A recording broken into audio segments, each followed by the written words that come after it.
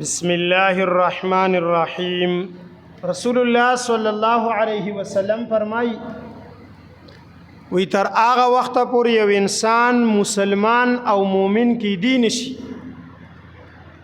تر کم وخته پورې چې داغه د مور او پلار نه د بیبي او د بچونه او په یو روایت کې دادي چې د ځان نه او د ټول عالم نه زیاته مینا نبی علیہ السلام وی ما سره کړی نی چې تر څو د یو انسان مینا محبت د ټول ار یو سیزنا د نبی علیہ السلام سره زیاته شوی نی تر هغه وخت انسان مومن نه دی. که مومن دی اسی برای نام دی، کامل مومن نه دی. مینا او محبت به علی د رسول الله صلی الله علیه وسلم سره د ټول ارسنه زیاتیږي چې کله انسان د رسول الله صلی الله علیه وسلم کردار، اخلاق، سیرت دا ټول ارس اغاز دکی نو بیا به مینه د هغه سره سیوا کیږي چې پته وته ولګي چې څنګه و څه کردار و. په دغه غرض باندې مونږه دا سیرت شروع کړی دی او مخکې مې ویلي چې سیرت د یو بیان د یو مجلس د یوې جلسې کار نه دی. اکثر د سیرت په نوم جلسې خلق پکې بیا نور سوی نو لہذا د دې وجې نه مونږ وی چې سیرت نه خبر شي خلق.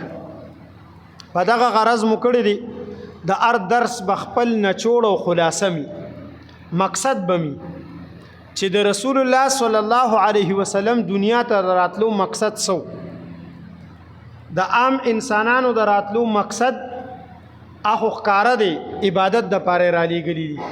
وما خلقت الجن والانس الا ليعبدون. خو چې د رسول الله صلی الله علیه وسلم د راتلو او د را لېږلو مقصد سو په دغه سلسله کې موږ مخکې درس کې د رسول الله صلی الله علیه وسلم نسب بیان کړو. نن منګه د رسول الله صلی الله علیه وسلم د والد د رسول الله صلی الله علیه وسلم د والدی سره د نکاح او بیا د نبی علیہ الصلوۃ والسلام د پیدایش نه مخکې چې څه شوی هغه بیانو. د ټولو لومبني د نبی علیہ الصلوۃ والسلام د والد محترم نومو عبدالله. عبدالله د عبدالمطلب لسم نمبر زوی و لسم نمبر هغه لس بچیو کشرو د ټولو. داغه نه بیا وروستو کشر حمزه رضی الله تعالی عنہ وشو داغه نم کشرو. مشر زوی داغه حارث بن عبدالمطلب. عبدالله ډیر ښکلی و د لږ عمر. عبدالمطلب د هغه دپاره د نکاح بندوبست کولو نو په دغه سلسله کې یو ممتازه قبیله وه، قبیله بنو زهره. شرافت کې مخکې وه او د قریشو شاخه مو. قبیله بنو زهره کې یو سړی وهب د هغه بل رور نوم وهیب. د وهب لور و امینه. نو عبدالمطلب لاړلو او د خپل زوی عبدالله دپاره د امینې رشته وغوښتله. خو چې هلته لاړلو نو د دې امینې د تره لور وه د اوهیب. نو هغې چې کوم دی نو ځان دپاره خوښه شوله. د هغې نوم حاله او حاله. نو عبدالمطلب دو رشتې وغوښتې، یوې ځان دپاره او یوې د زوی دپاره. هغوی ورته دواړه رشتې ورکړې. عربو کې دا دستور د پخوانه په بوډاوالي به یې ودونه کول. نو هغوی ورته دواړه رشتې ورکړې. دواړو رشتو چې کوم دی نو ټیم مقرر شو. کله چې د نکاح دپاره تلل او په لاره باندې تیریدل نو په دغه لاره باندې عبدالله ابن عباس رضی الله تعالی عنہ فرمایي وی یو یهودیه ښځه وه هغې عبدالله ته آواز ورکو. عبدالله ورته انکار وکړو. یهودیان په دغه زمانه کې مشهور په زنا، نو هغه ورته انکار وکړو، وی حرام زه نه کوم. دی لاړل، هغوی مدینه کې اوسېدل. نو هلته مدینې سره خوا کې مکمل مدینه کې نو، خو مدینې سره خوا کې نو هلته چې کوم دی نو 3 یا 4 5 ورځې تېرې کړلې، نکاح وشوله. د هلته نه 4 5 ورځې پس بیا واپس راتلل، هغه جینۍ ورته بیا په لار ولاړه وه. آواز یې ورته ورکو، ورته وی ته چې د دلته نه لاړې د چا میلمه شوې؟ وی زه چې د دلته نه لاړم نو زه د پلانکي کور میلمه شوم. هغه یهودي ښځې ورته وویل زه بدکردار او زناکاره نه یم، اصل کې ته چې د دلته نه تېرېدلې، زه د تورات او د انجیل عالم یم، ما ته په تورات او په انجیل کې د آخري پیغمبر صفات لوستلی دي، د هغې د مور او پلار صفات مې لوستلي، ستا په تندي کې د آخري پیغمبر نورو اوس نشته، هغه منتقل شو ستانه. د دلته نه چې راغلل، فرمایي چې عبدالله بیمار شو. چې بیمار نشو، عبدالله چې کوم دی نو لاړلو په تجارت په سفر کې شام ته. شام کې بیمار شو، د وادي دغه شپږ میاشتې شوې، شپږ واپسې کې چې راتللو نو په مدینه کې قبیله بنو نجار، دا د عبدالله د نبی علیہ السلام د پلار ماما خیلی وه، د عبدالمطلب مشره ښځه چې وه هغه قبیله بنو نجار نه وه. نو هلته کې دې ته نه هغوی پاتې کو خپلو ماماګانو، وی دی بیمار دی او ډیر بیمار دی، نو دی به دلته پاتې شي چې ښه شي نو بیا به درځي. عبدالمطلب ته به ووایه. قافله راغلل او دی پکې رانغی. عبدالمطلب د قافلې والو نه تپوس وکړو چې زما زوی عبدالله، هغه ورته ووایي چې عبدالله چې دی بیمار ولته پاتې شوی دی. عبدالمطلب چې ورپسې خبر ولېږلو نو هغوی ورته وایي چې خو وفات شوی دی. دوی ته خبر هم نه وکړی، ځکه دونه لرې و. هغوی عربو کې د پخوا نه دا دستور دی، داسې لرې لرې خبرونه مبرونه نه لیږي لکه زمونږ په شان دی چې هغه جومات کې ملان وکړو، هغې کې مو وکړو، دغې کې مو وکړو، دغې کې مو وکړو. حدیث شریف کې راځي چې د کم مړي زیات اعلانونه یې دا الله ته محبوب نی، زیات اعلانونه د کم مړي که نه دا الله ته محبوب. حدیث کې راغلی په خبرو سره دلته وي، دلته مې اعلان وکړو 50 نمونه پکې والا، بیا هلته مو وکړه، هلته مو وکړه په خبرو سره. نو دا نو ای به اعلانونه نه کول. نو چې هلته کې لاړل وی خو وفات شوی، مونږ خښ کړی دی. بس هغه وخت کې د مدینې چې کومه مقبره وه بس په هغې کې دفن کړی. نو د نبی علیہ الصلوۃ والسلام والد محترم د نبی علیہ السلام د پیدایش نه مخکې وفات شو، یا 4 میاشتې یا 3 میاشتې یا 2 میاشتې، خو څه ورځې مخکې وفات شو. دی دوران کې د نبی علیہ الصلوۃ والسلام د پیدایش نه 50 ورځې یا 55 ورځې مخکې یو واقعه مخې ته راغله. هغې واقع ته د فیل واقعه وی. د فیل حاتی ته وی. قرآن کې مکمل یو سورت فیل. علم تر کیف فعل ربک باصحاب الفیل. علم تر تا نه دی لیدلی کیف فعل ربک ستا رب څنګه کړي باصحاب الفیل اتیانو والا سره. علم یجعل کیدهم فی تدلیل، د هغه مکر او فریب یې ناکامه کړی نو. واقعا داسې وه چې د حبشې یو بادشاه نجاشي به ورته وي. د حبشې بادشاه ته به نجاشي وي. د حبشې د بادشاه ما تحت تقریبا تر د یمن پورې علاقه وا یمن عربو کې راځي د یمن گورنرو ابرها دا غي خپل دارالخلافه صنعا وا ابرها آتش پرستو د اور عبادت به کولو هغه چې وکتل چې د لوري لوري نه خلق کال په کال زی مکی ته او د خانه کعبه تعظیم کوي عزت او احترام کوي او خانه کعبه داسې یو د کانو ساده غونته کوټه ده ساده د کانو نو هغه وی چې د خلکو ته به زه د سنگي مرمر او د ماربل او د ټیلونو ښکلې کمره جوړه کړم په صنعا کې په یمن کې نو چې دا دونه لرې خلک هلته ځي خو دلته کې به چې کوم دی نو د دې کمرې نه تاویږي را تاویږي هغه په دې غرض باندې هلته کوټه جوړه کړه چې کوټه جوړه کړه نو روایاتو کې راځي چې د قبیله بنو کنانه د نبی علیہ السلام په نیکیانو کې و قبیله بنو کنانه د هغې چې کوم دی نو یو سړي هغه غصه شو او هغه لاړلو او هغه په هغه رنګینه کوټه کې یو دسمات یې وکړو ګندې که ورته او ښې ورته پکې خور ورکو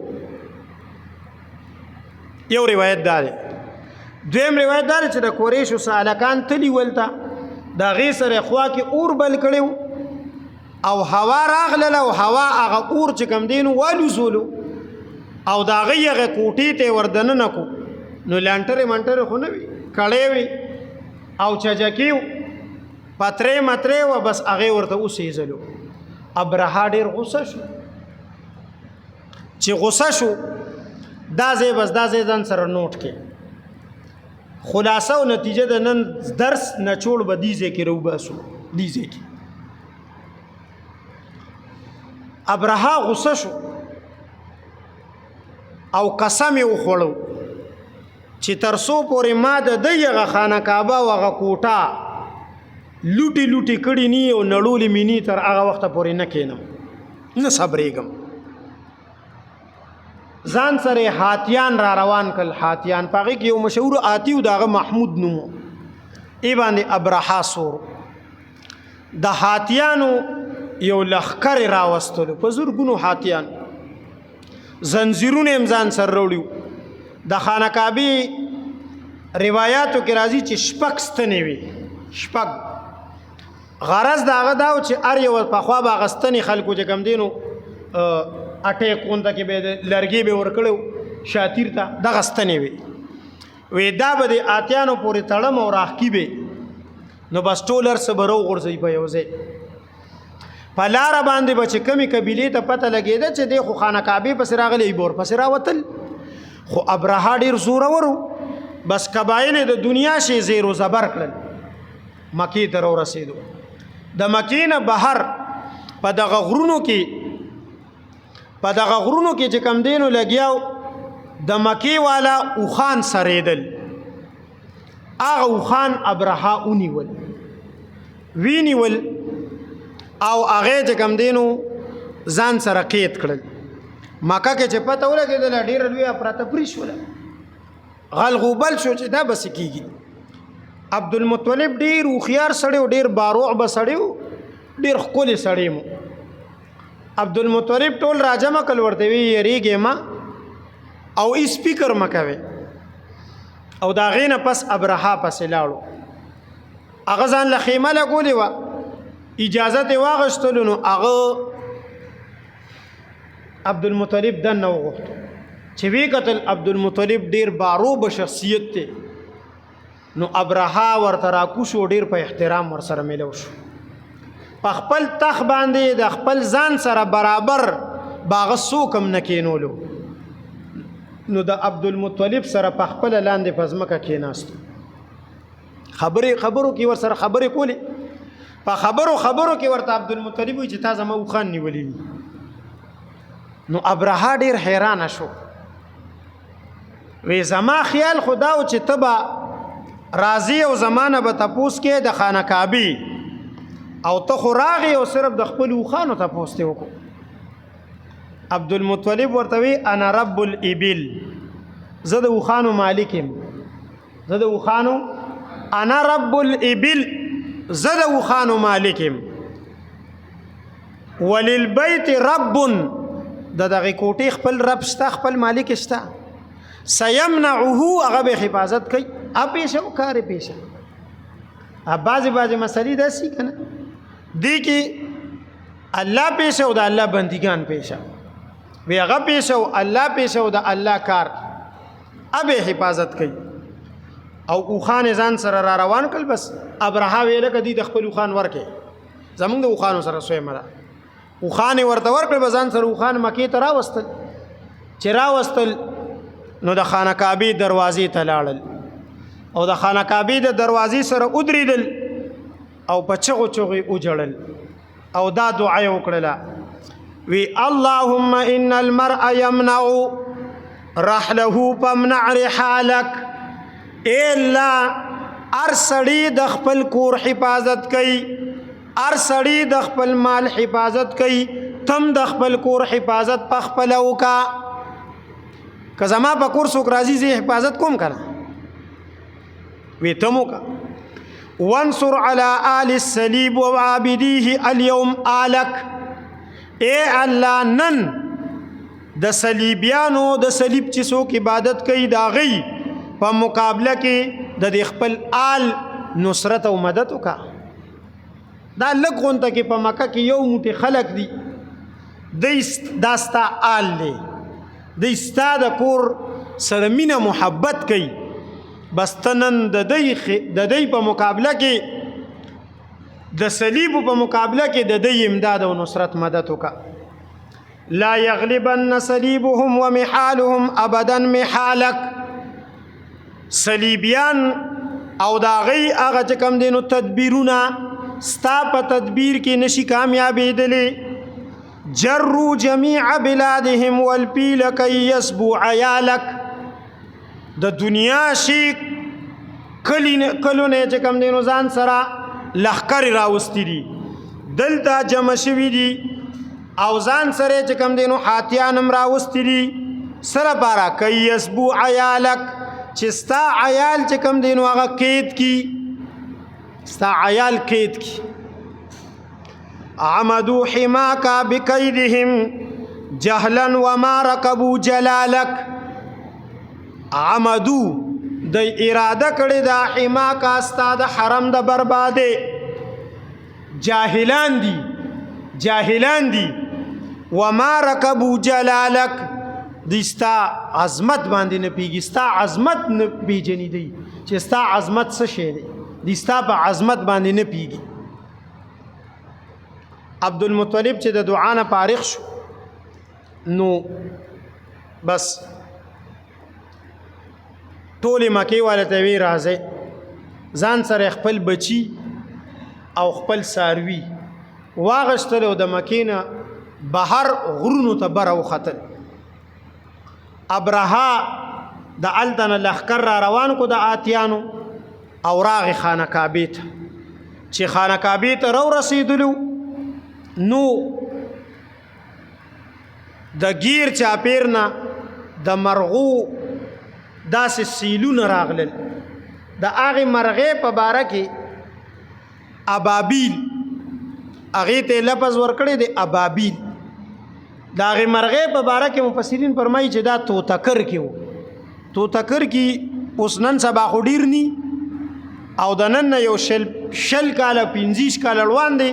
دا جماعتونه د توتکر کو نه ډکو او سار به د توتکر کو چې کوم دی د جماعت مخې ته پرې تارونو باندې به ناست وي.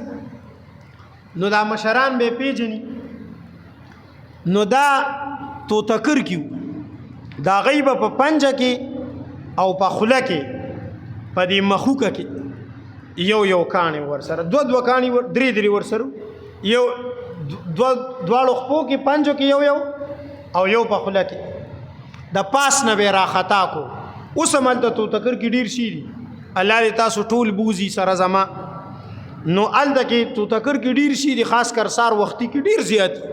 تواب سړی کوي سار د مانځه نه مخکې، نو هغه هغه به داسې یو کاڼی را خطا کو بس هغه کاڼي کې به الله تبارک وتعالی پاور واچولو نو هغه به د ګولې نه زیات خطرناکو د ټوپک ګولې نه د ټوپک د چرې نه ابه چې په آتي د پاسه به سړی ناست او د سړي په سر به ولګېدو نو دکې به دننه ننوتو نو د دنه به په لاندې ووتلو نو په آتي کې به ننوتلو د آتي نه به لاندې ووتلو بس را پرې به وتل دواړه ټول لښکر دغه شانتې زیر و زبر شو ابرهه باندې الله تبارک وتعالی په دغه وخت باندې غټې غټې دانې راوخېجولې پولې او دا جسم یې ورته سخاکو او دې چې په کوم هاتي سورو محمود هغه د ډیر زیات په شړلو باندې را شړلو خو خانه کعبې طرف ته نه راتلو